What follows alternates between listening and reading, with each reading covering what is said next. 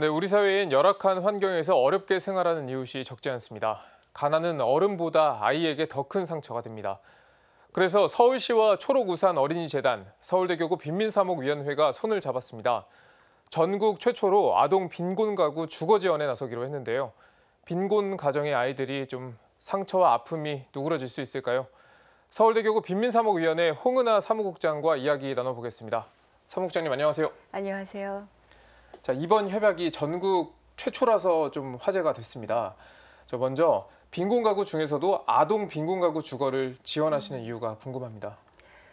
집에 대한 중요성은 누구에게나 마찬가지겠지만 아동이 있는 특히 빈곤한 가구의 경우에는 부모 가구 중심에서 바라보기 때문에 그 부모가 문제가 있으니까 왜 그 가구를 지원하지에 대한 관심도가 떨어집니다. 또 아동은 정책 당사자도 아니고 목소리를 낼 수도 없는 어떻게 보면 또 다른 사회적 약자라고 생각합니다. 하지만 아동에 대한 주거의 문제는 강조해도 끝이 없습니다. 열악한 환경에서 자란 아이들의 심리적인, 정서적인, 교육적인 측면에서 여러 가지 문제들이 있을 수밖에 없는데요. 그런 의미에서 아동 주거 빈곤 가구의 주거 지원 사업은 필요한 이유라고 생각합니다. 그래서 추진을 하게 되신 거군요. 네, 그렇습니다. 자, 그러면 지원 대상은 어떻게 되나요? 올해 같은 경우에는 서울시에서 250가구 샘플 조사를 했고 그 가구 중에 100가구가 우선 대상 가구로 임의적으로 선정을 했습니다. 그래서 아마 올해 같은 경우에는 100가구 중심으로 지원을 하겠지만 앞으로 확대가 돼서 더 주거 빈곤한 그 아동 가구가 지원할 수 있는 대상의 길이 열어질 거라고 생각합니다. 일단 올해는 처음이니까 100가구를 위주로 시작을 하고 다음에 점차 늘려갈 계획이시라는 말씀이시죠? 아마도 서울시가 그럴 예정이라고 생각합니다. 그리고 또 그런 얘기를 들었고요. 네, 알겠습니다. 자, 그러면 지원 대상으로 선정이 되면 좀 어떤 도움을 받는지도 궁금합니다. 이게 세 곳에서 함께하는 일이잖아요. 서울시와 초록우산 어린이재단 그리고 서울대교구 빈민사목위원회 각각의 역할이 따로 있는 거죠? 네, 그렇습니다.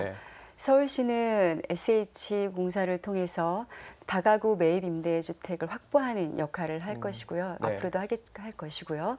초록우산 어린이재단과 빈민사목위원회는 그 아동 가구가 주거 이동을 할 때 발생하는 여러 가지 보증금, 일단 보증금에 대한 지원과 또 그 지역사회에 정착할 수 있도록 정착한 여러 가지 필요한 비용이 발생한다면 그거에 따른 비용도 또 추가적으로 지원할 예정에 있습니다. 뭐 이사하는데도 비용이 필요할 그렇죠. 테고. 아무래도 당장은 또 이사를 하게 되면 이사 비용이 또 만만치 않잖아요.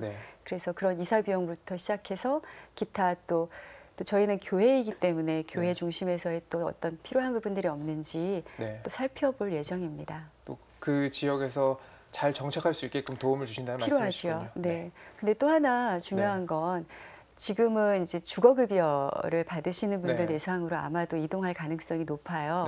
그렇지만 앞으로는 사각지대에 놓여 있는 분들, 그 주거급여를 받지는 않지만 또 다른 사각지대에 놓여 있는 어려움에 열악한 환경에 있는 아동 가구에 대한 지원도 필요할 거라고 보여져서 좀 더 확대되기를 기대합니다.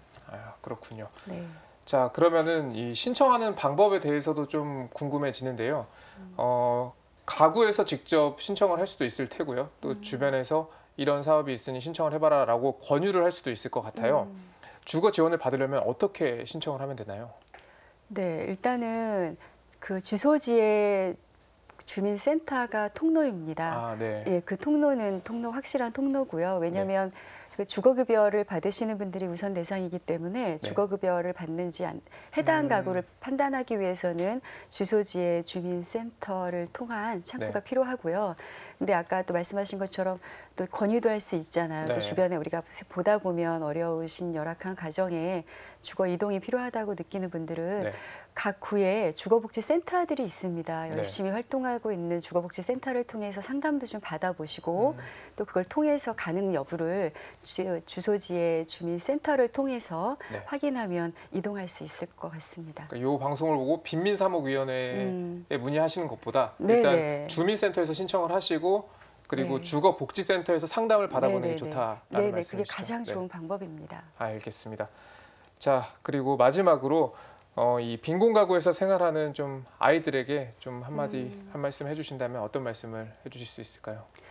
사실은 뭐 아동 가구, 열악한 환경의 아동 그거보다는 전 이 자리를 빌어서 네. 우리 사회가 많은 사회적 약자들에게 많은 관심과 또 많은 노력을 하고 계시는데 그보다도 좀 기왕이면 배려와 관심 속에 좀 더 세심했으면 좋겠습니다. 나 중심에서 주고자 하는 나 중심에서의 배려를 하다 보면 받는 분들이 상처를 많이 받는 경우가 많습니다. 그분들의 자존감을 지켜주는 것 또한 필요한 배려라고 생각합니다. 그래서 기왕에 배려를 해주실 때 상대에 대한 좀 더 세심하고 조심한 관심, 그래서 거기를 통해서 나오는 그분들이 상처받지 않게 받았으면 좋겠습니다. 아마 이 아동 주거 빈곤 가구에 네. 대한 주거 지원 사업 역시 그 일환이라고 저는 보여집니다. 그래서 그런 부분들을 더 얘기하고 싶었습니다. 나는 선의로 다가갔지만 그들에게는 또 상처가 될 수도 있으니까요. 그런 경우들이 너무 많고 네. 예전과 달라서 주는 거에 익숙하고 받는 거에 익숙한 시대는 이제 아니라고 생각합니다. 네. 그래서 주는 것도 잘 주는 게 필요하지요. 그래서 더 세심한 관심이 더 필요한 시대가 아닌가 생각합니다. 네, 알겠습니다.